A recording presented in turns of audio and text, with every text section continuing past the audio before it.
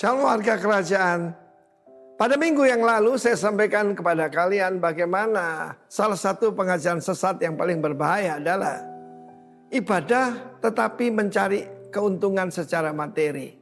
Kita sudah melihat ini contoh banyak sekali tetapi ada juga yang sungguh-sungguh masih benar-benar di jalannya Tuhan. Dan kita berharap supaya setiap warga kerajaan, saya dan saudara benar-benar mencari Tuhan.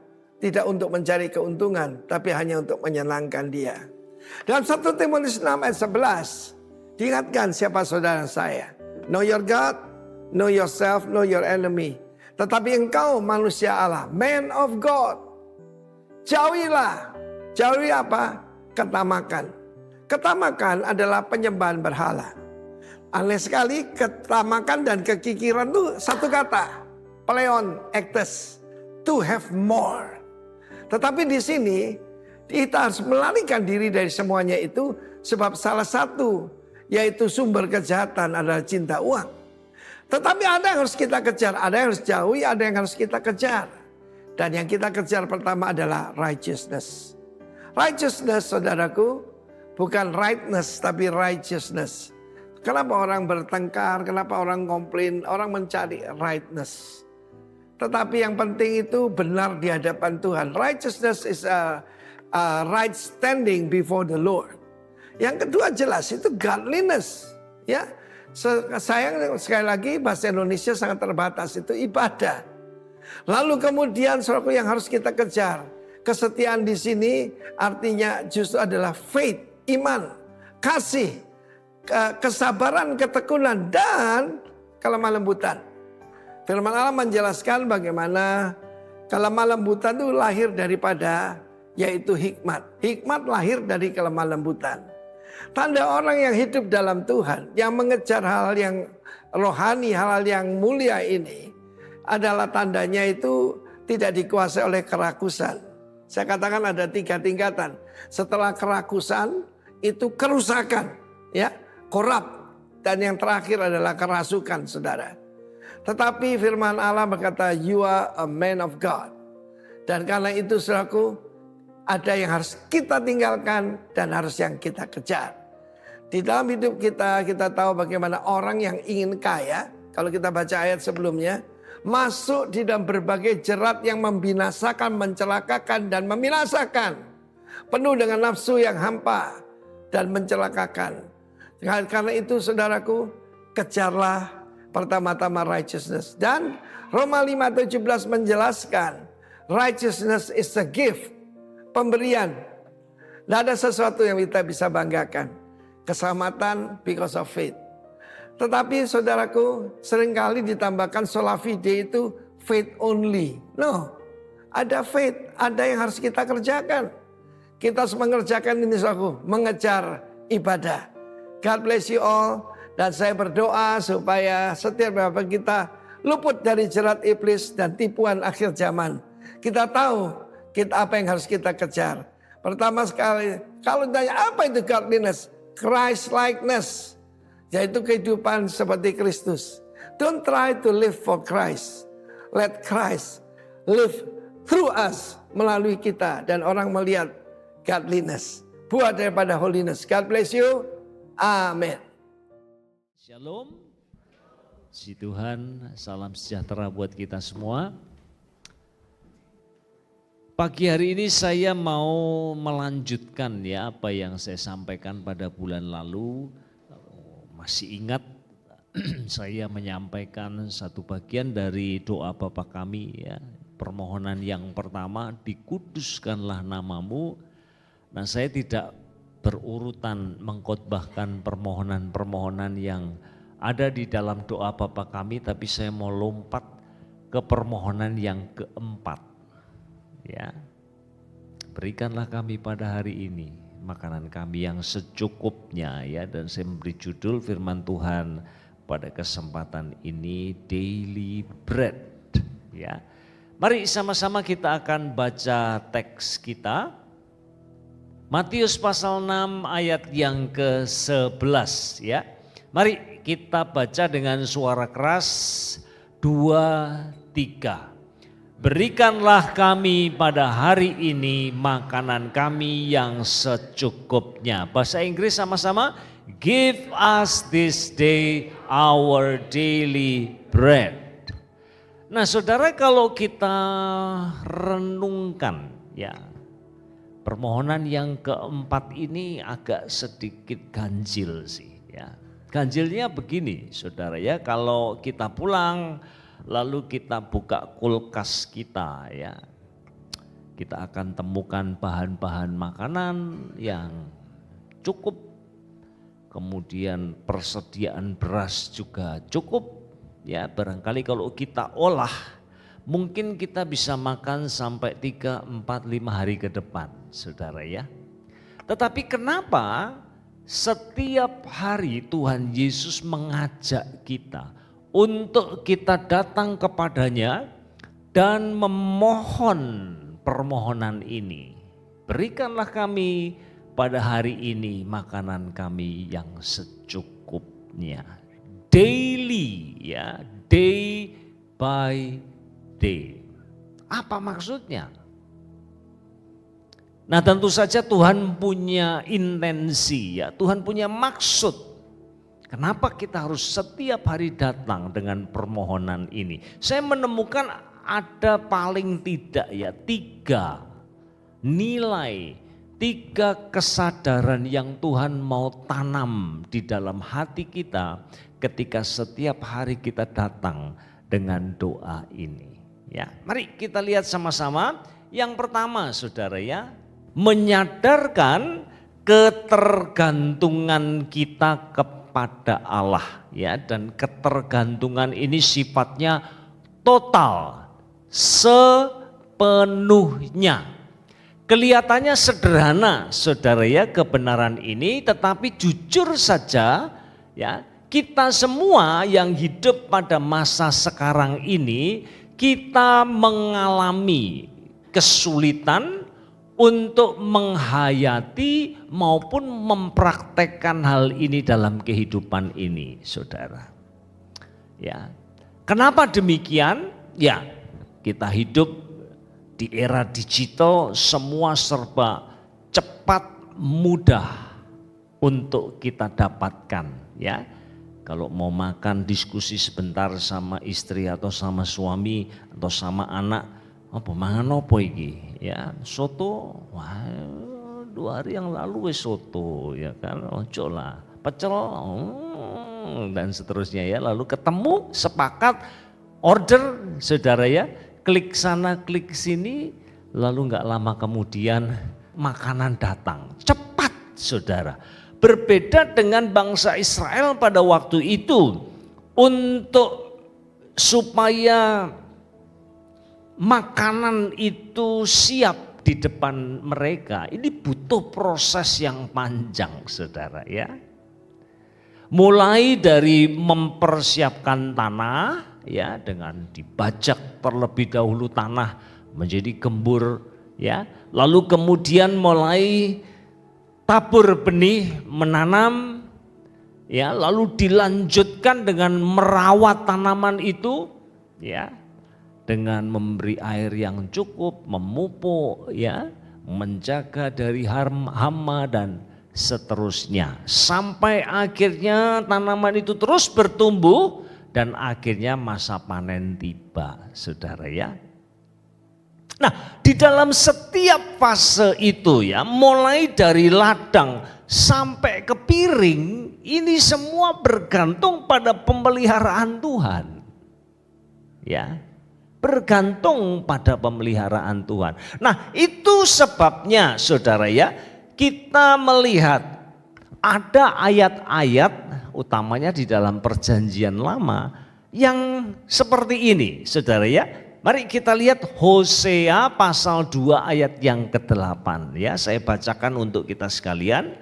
Sebab itu aku akan mengambil kembali gandumku pada masanya dan anggurku pada musimnya. Saudara perhatikan di sini ya, bahwa tanah sudah dipersiapkan ya, lalu benih sudah ditabur, air juga dicukupi, pupuk diberikan, saudara. Tanaman mulai bertumbuh dengan baik, ya. Kelihatannya sih promising, ya, pasti nanti akan panen luar biasa.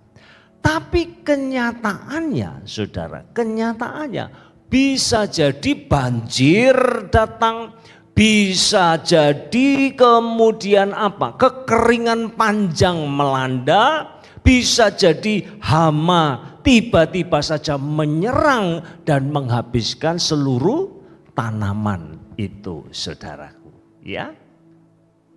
Dan mari sama-sama kita masuk ke dalam mindsetnya orang Yahudi, ya. Mereka percaya Allah itu Allah yang berdaulat. Dialah yang memberi, dia juga yang mengambil, saudara. Tidak ada satupun yang terjadi tanpa Allah menetapkannya atau Allah mengizinkannya, saudara. Jadi bayangkan ini, ya, ini yang ada di dalam pikiran orang-orang Yahudi pada waktu itu. Pada saat mereka membajak, pada saat mereka merawat tanaman mereka, mereka terus bergantung sepenuhnya kepada Allah untuk bisa pada akhirnya menghasilkan panen yang memadai, saudara. Ya. Nah, beda dengan kita sekali lagi, ya. Kita nggak melewati proses panjang yang melelahkan itu. Cepat, mudah, instan, itulah dunia kita, ya. Bahkan kalau kita lihat lebih lanjut, saudara, ya, masih di kitab yang sama, ya. Pasal 9 ayat yang kedua, tempat pengirikan gandum dan tempat pemerasan anggur tidak akan memberi mereka makan, dan anggur akan mengecewakan mereka. Saudara, bahkan, ya, ini sebenarnya sudah fase terakhir, bukan, ya. Gandum sudah dipanen, dibawa ke tempat pengirikan, anggur sudah dipetik dan kemudian dibawa ke tempat pemerasan. Apakah sudah safe? Belum tentu, saudara. Bisa jadi api melalap gandum dan menghabisi semuanya, saudara. Anggur yang tahun-tahun sebelumnya itu kok berkualitas sekali. Tapi kali itu anggurnya kok masam, banyak yang busuk dan tidak berkualitas, saudara. Dan sekali lagi, saudara, ya, dari ladang sampai ke piring semua bergantung pada providensia Allah. Dan inilah yang Tuhan mau ingatkan kita semua pada saat kita memanjatkan permohonan yang keempat di dalam doa Bapa kami ini. Berilah kami makanan kami yang secukupnya. Kenapa setiap hari kita ucapkan doa itu? Kenapa? Supaya, saudara, kita bisa mengalahkan sikap yang tidak berkenan di hadapan Allah, ya. Sikap apa itu? Self dependent, self reliance. Kita bergantung pada kemampuan, pada kekuatan, pada hikmat, pada pengalaman kita sendiri, dan itu kecenderungan kita semua, saudara, ya. Masih ingat, ya, saya kapan hari teringat dengan cerita, ya, yang dikisahkan di dalam Markus pasal yang ke-9 itu, ya, bahwa ada seorang bapak yang datang kepada Tuhan Yesus membawa putranya yang kerasukan setan, saudara. Sedemikian hebatnya sampai anak itu menjadi bisu dan tuli. Kadang-kadang manifestasinya luar biasa, ya. Anak itu dibanting-banting ke tanah, lalu kejang-kejang dan seterusnya. Beberapa kali membahayakan jiwanya karena dibawa ke air atau ke api, saudara. Nah, bapak ini sudah membawa putranya kepada para murid. Tetapi apakah mereka berhasil mengusir roh jahat daripada anak itu? Kenyataannya tidak, saudara ya. Padahal kalau kita mundur ke belakang ke pasal 3 dari Injil Markus, maka kita melihat di sana bahwa sesungguhnya para murid itu sudah diperlengkapi dengan kuasa yang dari atas untuk mengusir setan, saudara. Jadi sudah pasti ya pasal 3, ini kejadiannya pasal 9. Jadi sudah pasti para murid itu sudah praktek. Mereka sudah menyaksikan bagaimana Tuhan Yesus mengusir setan, mereka sudah diperlengkapi dengan kuasa dari tempat maha tinggi, maka mereka pasti ya sudah praktek pelayanan pelepasan, saudara. 1 kali mereka berhasil, 2 kali mereka berhasil, 3 kali mereka berhasil, ke-4 kalinya berhasil, ke-5 dan seterusnya berhasil, saudara. Lambat laun mereka tidak lagi mengandalkan kuasa Tuhan, tetapi mengandalkan kemampuannya, kesanggupannya sendiri, pengalamannya, saudara. Sehingga pada akhirnya Tuhan izinkan mereka gagal. Dan kalau saudara membaca ya di pasal yang ke-9 dari Injil Markus itu, maka Tuhan Yesus marah kepada mereka dan menyebut mereka sebagai angkatan yang tidak percaya. Tidak percaya kepada siapa? Kepada Tuhan Yesus dan kuasanya. Mereka lebih percaya kepada kemampuannya. Saudara, bukankah kita semua saudara, kita punya kecenderungan yang sama, bukan? Kalau pas ngerintis bisnis begitu awal-awal, waduh selalu cari Tuhan. Mau bikin apa-apa selalu tanya Tuhan, saudara. Setelah 1 berhasil, 2 berhasil, semakin berkembang, saudara. Hidup semakin sejahtera. Kayaknya aku bisa sendiri nih. Ya, saya bisa lakukan ini dan itu dengan kekuatan dan kemampuanku sendiri.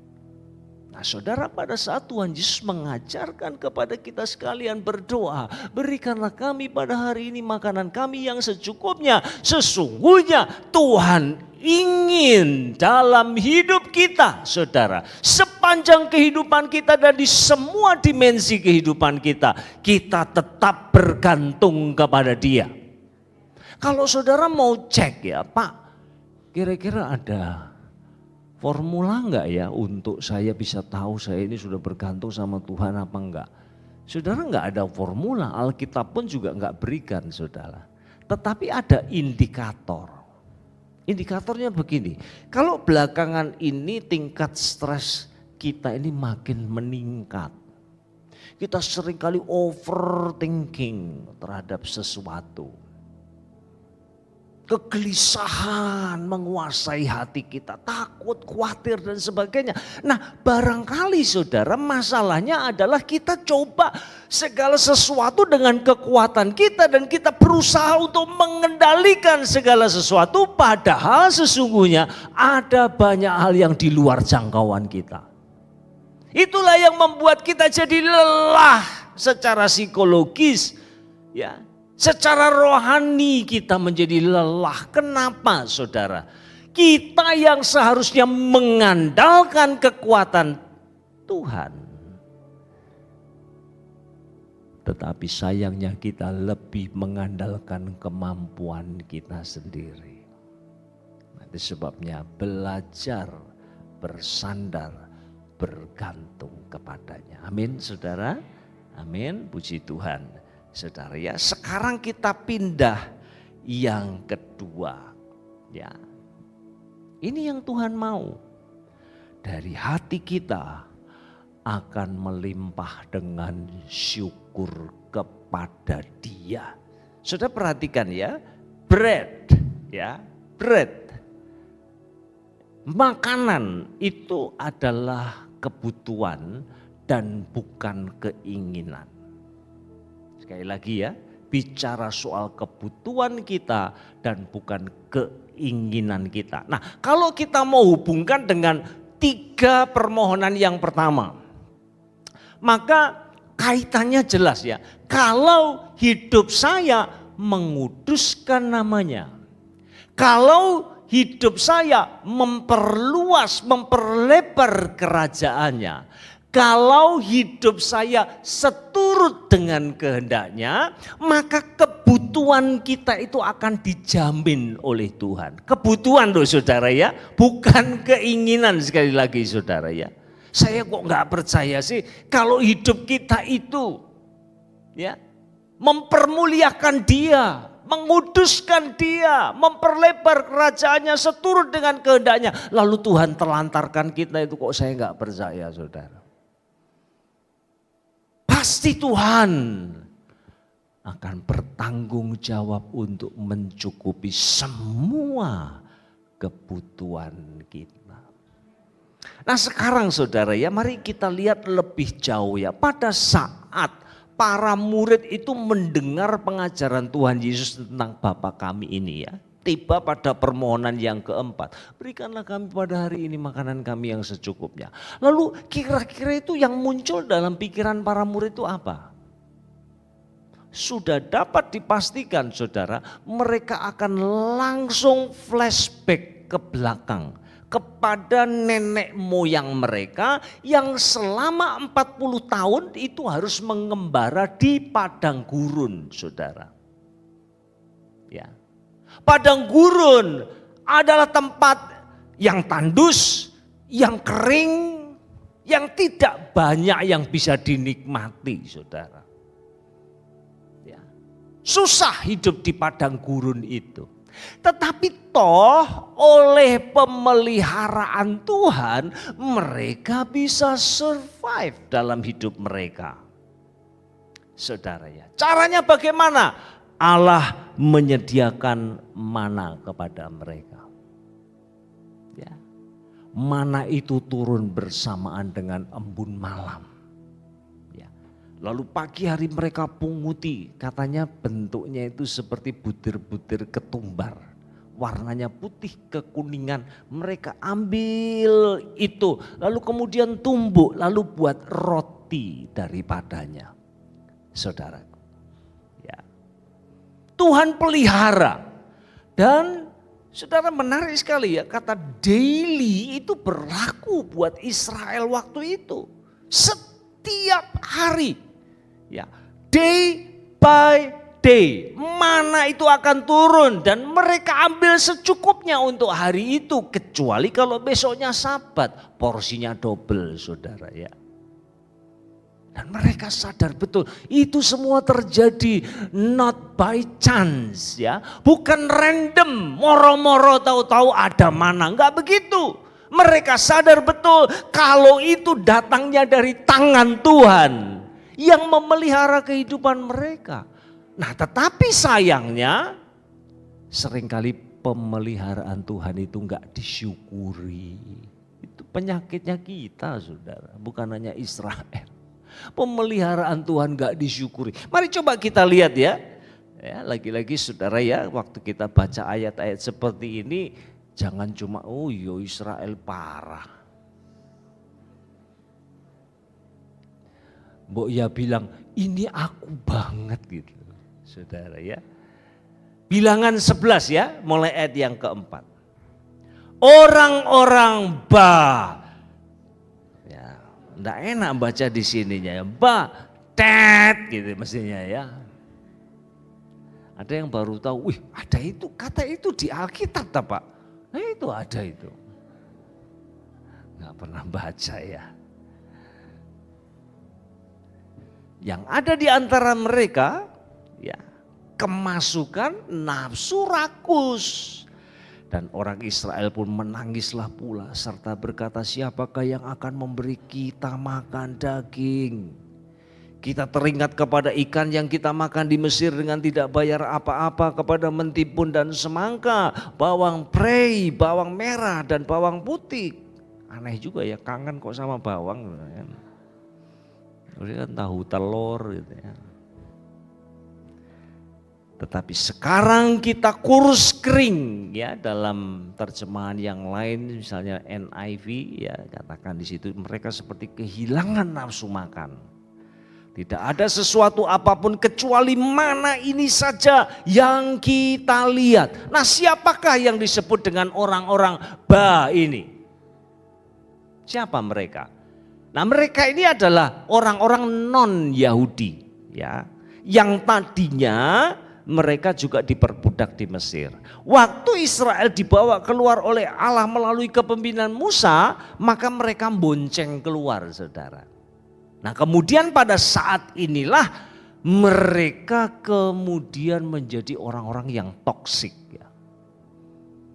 Provokasi. Enakan dulu yuk.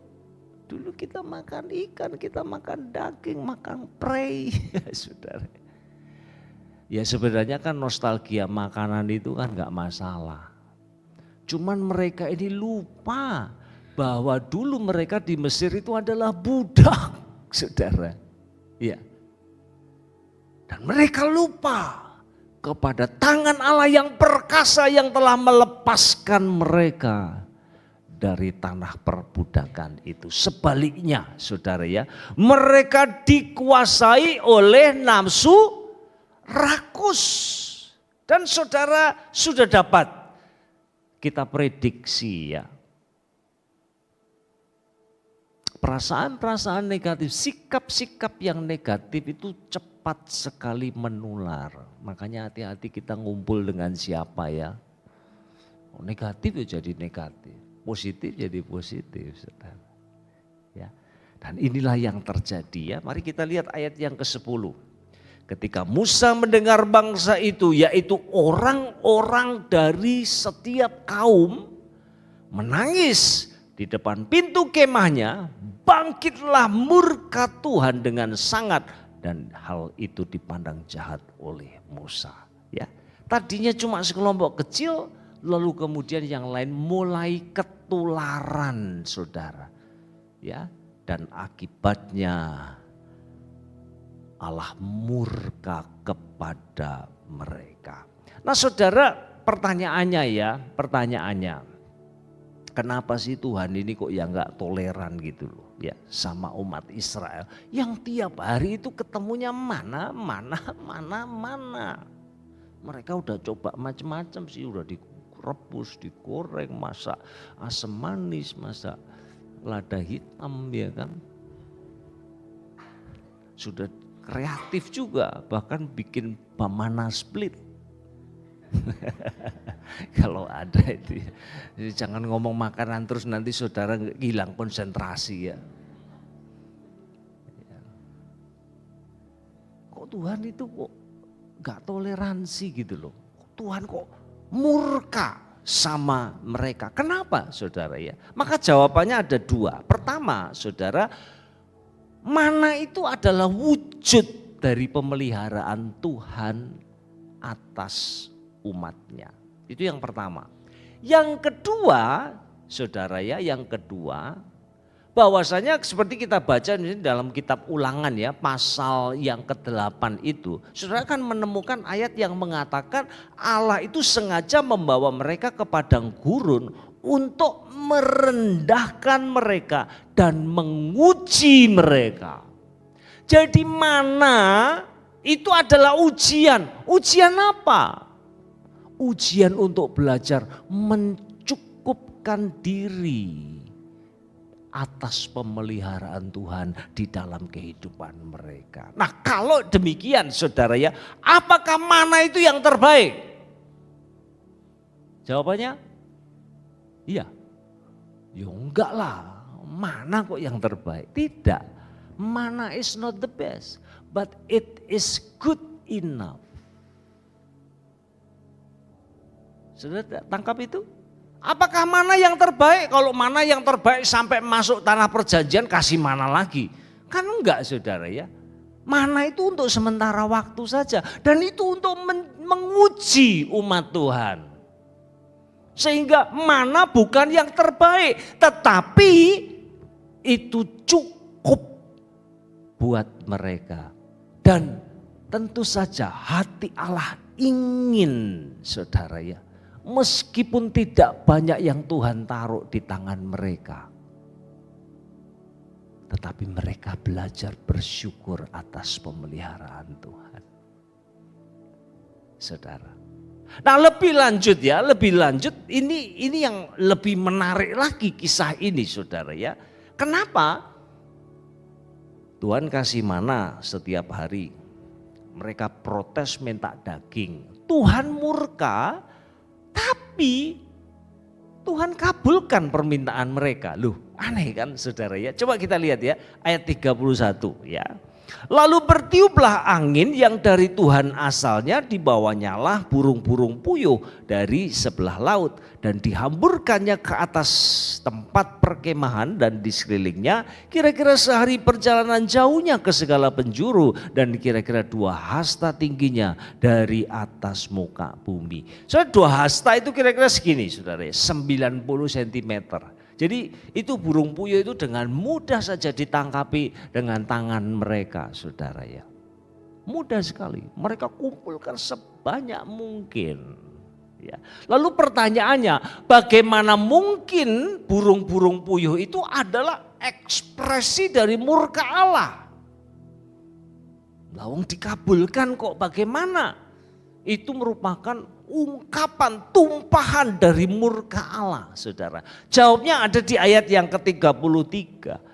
Selagi daging itu ada di mulut mereka sebelum dikunyah, maka bangkitlah murka Tuhan terhadap bangsa itu dan Tuhan memukul bangsa itu dengan suatu tulah yang sangat besar. Waktu mereka makan saudara ya kita nggak tahu apa yang terjadi, barangkali burung-burung itu bawa virus, mereka kemudian sakit dan banyak di antara mereka yang kemudian mati. Saudara.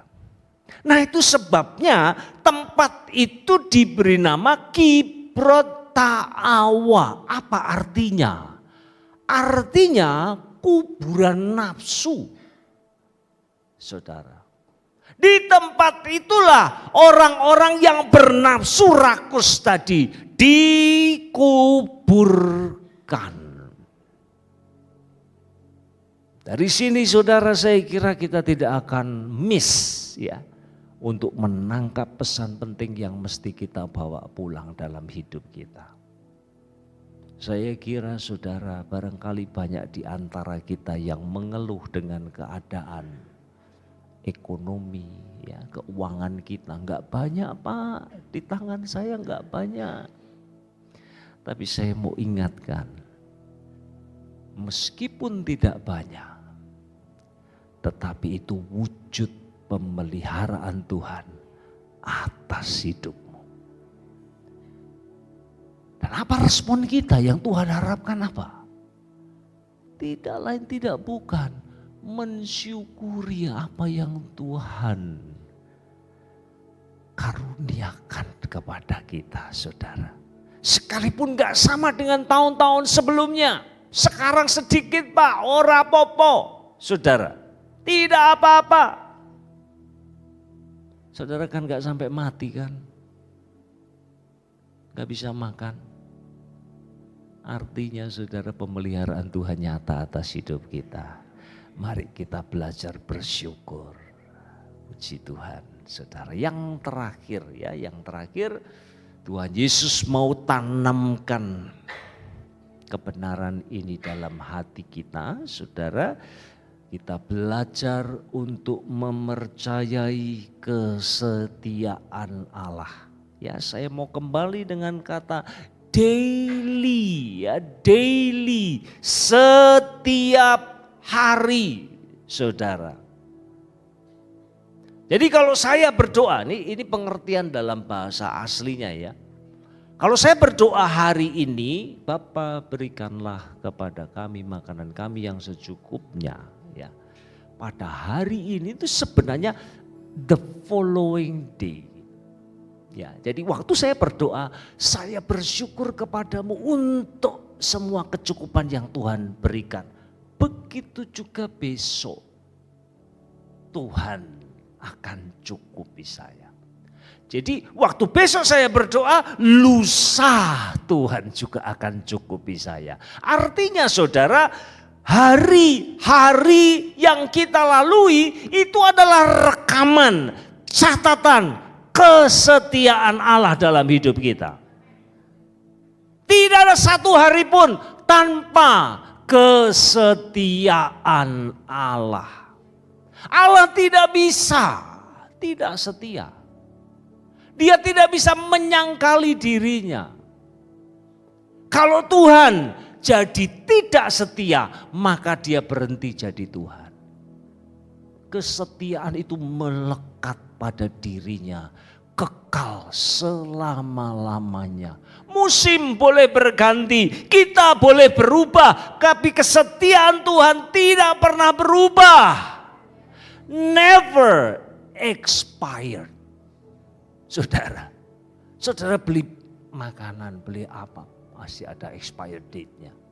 Kesetiaan Tuhan gak ada expired date-nya.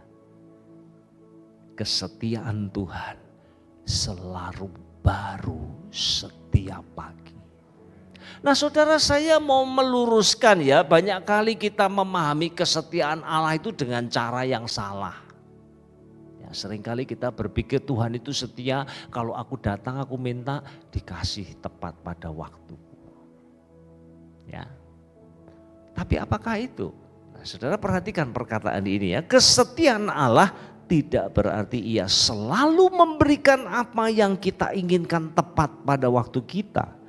Kesetiaannya adalah tentang kehendaknya yang sempurna.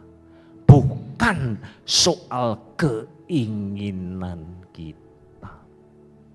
Jadi kalau begitu saudara, karena kehendak Allah sempurna. Kita yang ikut Tuhan, bukan Tuhan yang ikut kita. Amin. Tuhan yang akan nuntun kita, bukan kita nuntun Tuhan. Salah besar saudara. Karena Tuhan tidak pernah salah. Dan dia tahu yang terbaik buat kita semua. Saudara, saat-saat kita hidup sekarang ini barangkali bisa digambarkan sebagai pengalaman padang gurun ya. Dan saya kira sama seperti Israel ya. Tandus, kering, tidak banyak yang bisa dinikmati ya kan. Tiap hari ketemunya mana. Saudara, tidak ada yang suka. Tetapi sekali lagi saya mau ingatkan ini ya. Mana itu unik dan purposeful ya. Uniknya begini, masuk ke tanah perjanjian enggak lagi Israel ketemu mana kan. Enggak lagi ketemu. Wong dikatakan itu tanah perjanjian itu negeri yang limpah dengan susu dan madu. Enggak ketemu lagi. Unik dan ada maksud Tuhan. Artinya apa saudara? Kalau Tuhan izinkan kita lalui masa-masa yang seperti sekarang ini, masa paceklik katakanlah begitu saudara. Tuhan sedang mendidik kita. Tuhan sedang mengajar kita supaya apa sih? Supaya kita jadi rendah hati bergantung sama Tuhan. Kita semakin kenal siapa Dia, saudara. Karena itu seringkali enggak kita dapat pada saat kita berada di atas. Tapi saat-saat kita lalui masa sulit ini, saudara, Allah menjadi begitu dekat dengan hidup kita. Tuhan menolong kita semua ya. Kita enggak suka kan? Ada yang suka dengan pengalaman padang gurun?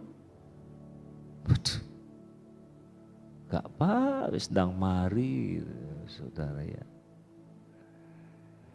Tetapi mari ya, sama-sama kita berjalan bersama dengan Tuhan. Itulah yang akan memastikan kita sampai ke tanah perjanjian, negeri yang limpah dengan susu dan madunya. Tuhan tolong kita ya.